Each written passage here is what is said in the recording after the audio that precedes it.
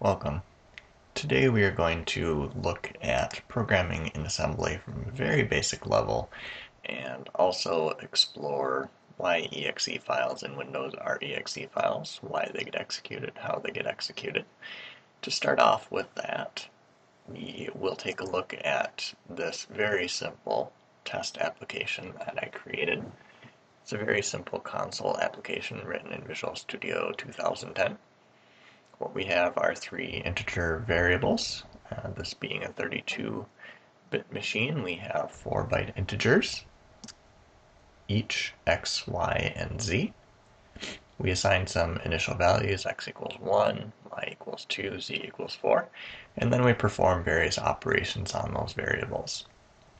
A little later, we come back and we again set z equal to 4, and then we do a comparison to see if that value of z really happens or not, or whether there's been some tampering done to our program. And finally, just for amusement, we look at some inline assembly code and see how that operates. This approach has been taken since most of us will be writing the majority of our code in a high-level language. In this case, the language is C, and we will see how the compiler is able to take these high-level concepts and convert them into basic assembly instructions and then stuff them into an exe file. Okay, enough with that fun. Let's go ahead and build this application. And we will execute said application. You'll see I have a breakpoint set right away before we get to the initialization of our variables, actually setting initial values to our variables. And we look down at our watch window, and we have 4 different variables that we're looking at in the watch window. We have this curious EAX, and that is actually a register of the processor. And we can see that as well by looking down here in the register debugging window, where we see the basic instruction registers from this processor. And we also see the program counter, which will increment as we operate and navigate through the application itself. We can also look at the locals tab. This is going to give us all of the local variables that are in scope at this time in the application. argc and argv are the arguments that are sent to the application. You can see that argv number 0 is going to be the actual application file and path name that was executed. The other windows that we want to look at here, on the right hand side we see the call stack. This shows which functions have been called. We also want to look at the immediate window. This is very important. Here we can modify the contents of variables in our application right on the fly. And then we have another magical window, and that is the disassembly window. Here is where we can get a feel for how the compiler is going to change our code into assembly opcodes that the processor itself knows how to execute. And this is very, very handy for us in understanding assembly and in understanding how our programs operate. As you can see, we haven't yet assigned a value to x, but the command and opcode that is going to make that happen is the mov command, the move command. What we're going to do is move the value of 1 into the memory location pointed to by x. To demonstrate what we mean by the memory location known as x, we will go ahead and use that immediate window. And first we'll look for x. And we see that right now x is a silly value. That was an initial value, it just happened to be in that portion of memory. And then we'll take a look at the address of x. So this is the memory location where x is actually located. So our assembly command is saying move the number 1 into the memory location pointed to by x. We'll go ahead and let that execute. I'll just hit F10. And we can see down on our locals, and really we'll head over to our watch window, that x now equals 1. And that's exactly the command that we wanted to happen. Our assembler worked fantastically. And if we want to go and look at the value of x as well in the immediate window, we can certainly do that. Fantastic. The address of x is not changed, as we can see here. Again, fantastic. And now we can keep stepping through this program. We are going to now put the value of 2 into y and the value of 4 into z. Now we want to do a simple addition. Here we see some of the intricacies of writing assembly code, and that we can't take the memory location of x and add the value found there to the memory location of y. We have to use the registers as intermediate storage. So what we're seeing is another move command, and this is going to take the value of x and put it into the register EAX. This is why I added EAX to the watch window. And the value of x is 1, so after we run this line, we'll expect that EAX will also be 1. And lo and behold, it is. Now we can do our operation that we're actually trying to do, which is adding x and y.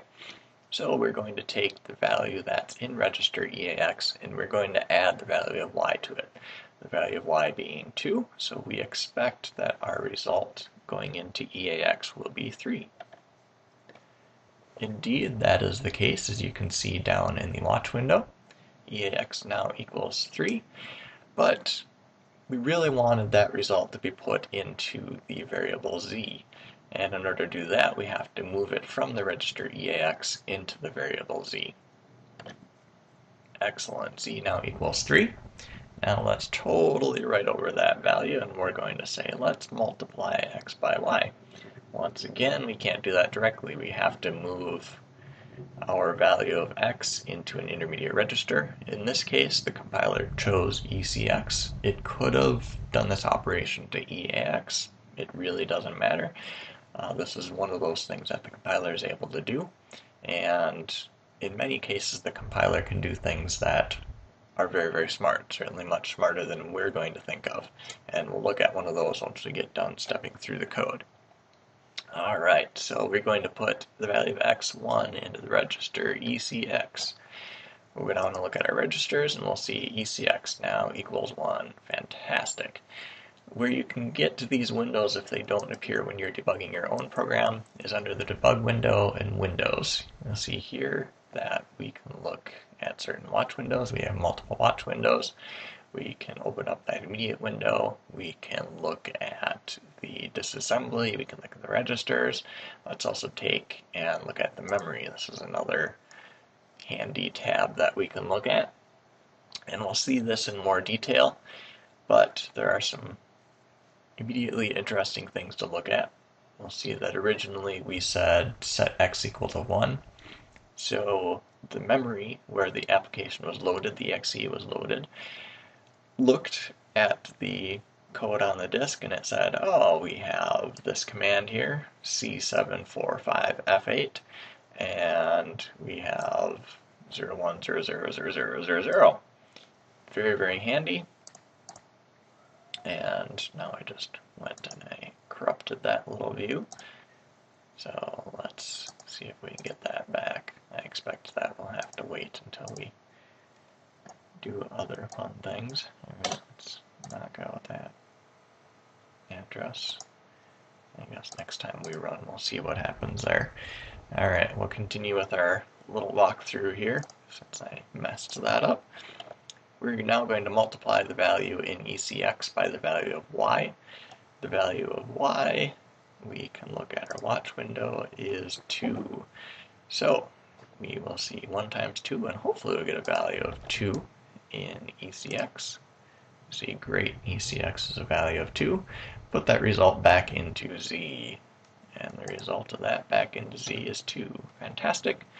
Now we'll do a little exclusive ORing. We're going to take our 1 exclusive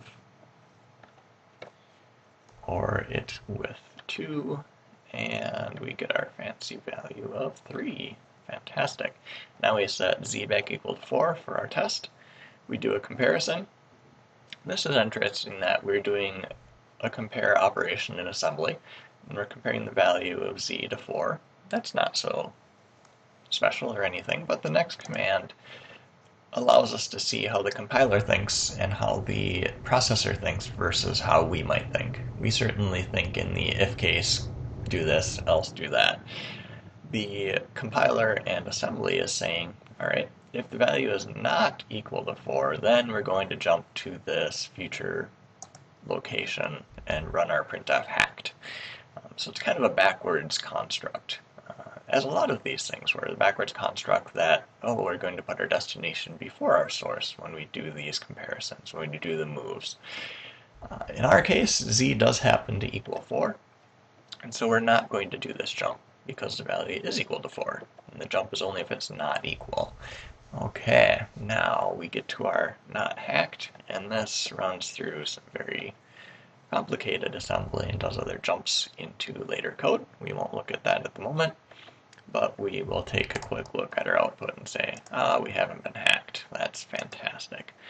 All right, we get to the else command, and we don't need to execute the else, and so we're going to jump past the else. We're going to jump all the way down to 0b8106AH, which is way down here to this move command, where we do our inline assembly. And we see, great, we're going to look at the assembler that I wrote, and we're going to compare that to what actually happened. And with some compilers, this is actually going to create exactly the same code, and we'll see that right here, and that the compiler is happy with the code I wrote. It doesn't need to modify it. It's really not even allowed to modify it. And we're adding 2 to z. Oh, my apologies. We're not adding 2 to z. We're taking the value of x, we're adding 2 to that, and we're storing it in y. That means our z is going to equal 3. And we're going to print out the result of that.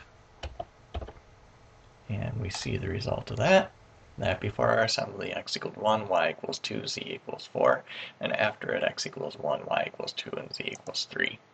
Alright, that is our fantastic little test program, and we'll just take this moment before we take a little break for our second movie to show you some things that the compiler will do if it's an intelligent optimizing compiler. Optimizing being the key here. I have turned off all optimizations so that we can debug this program and see the assembler in a very raw form and follow it step by step. If we let the compiler do optimizations, it's going to get rid of a number of these commands. It's going to look at our code and say, all right, up here we set z equal to 4. Then we don't use z for any operation until we get down to our comparison of z to 4. The compiler can say these 3 and really 4 operations are useless. They do absolutely nothing. Therefore, they can be eliminated. So if we allow the optimizer to run, we eliminate those 4 lines of code immediately. And really, even more of it gets eliminated, because if we're setting z equals 4 and immediately comparing it, it's always going to be 4. So it can skip the whole if and else operation as well. Z is always going to equal 4, so the optimizer really only has to say, all right, go ahead and printf and give us these results.